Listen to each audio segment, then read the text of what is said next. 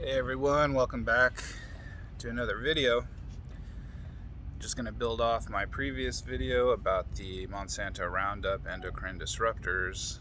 I went into the medical literature at the National Library of Medicine, and there are several entries in the medical journals that have identified endocrine disruptors like BPA, Roundup, and their effect on reproductive cancers like breast cancer, prostate cancer, as well as the pediatric effects, the effects on children of their sexual development. So this is all in the medical literature.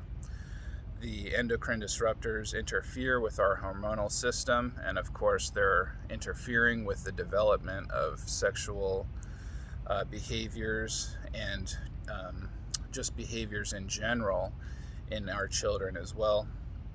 So check back on my previous video if you're interested. Try not to get stuff in plastic. Try not to wear nylon or polyester.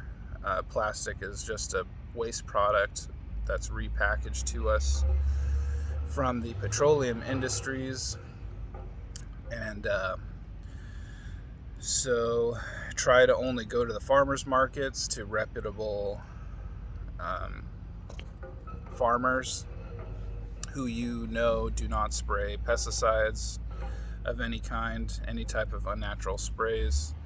Try to only get meat from reputable ranchers as well as raw dairy, and you'll be a lot better off than a lot of people in our country, especially in the West. So this is kind of like a follow-up video. On the internet, there's a lot of these people talking about how people in the 50s and 60s, when they were younger, when they were like our age or whatever, in high school, there's a lot of videos and blogs and articles about it. They say that, oh, people used to look older. Everybody says this. People used to look older in these old videos.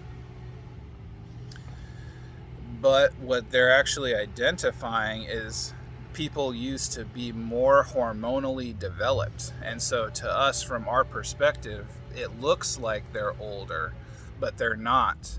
It's just that they're more hormonally intact individuals.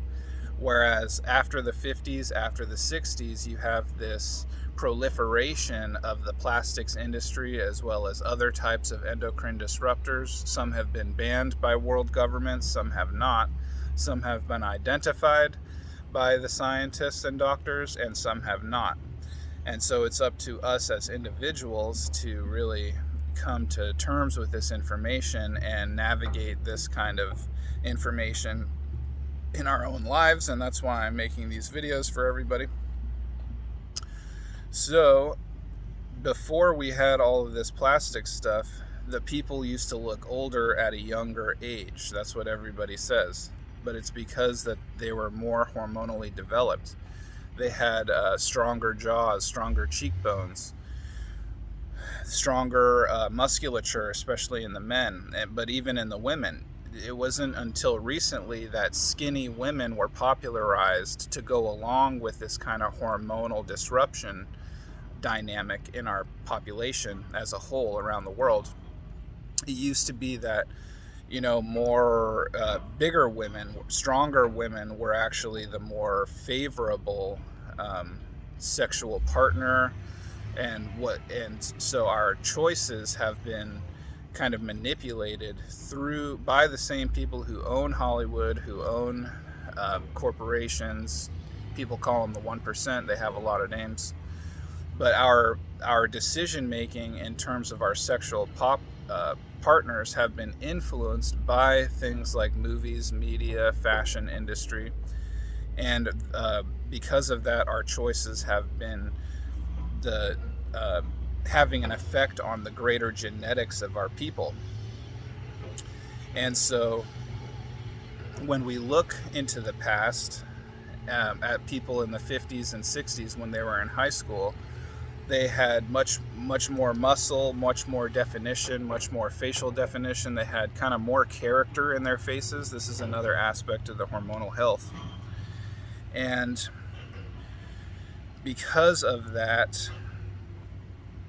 we see today now a lot of these people are being fed soy, and they're working on the computer. They're not really doing anything physical, so their wrists, especially in men, you'll see men's wrists are very, very thin, especially a lot of the rappers, the new popular rappers online or on the TV or from Hollywood or whatever. They're very thin, and they have very thin legs, and this is all a development from low physical activity in conjunction with meat and dairy products that are being fed soy, that the soy then transfers into our body, these fake estrogens that wreak havoc on our hormonal and endocrine systems.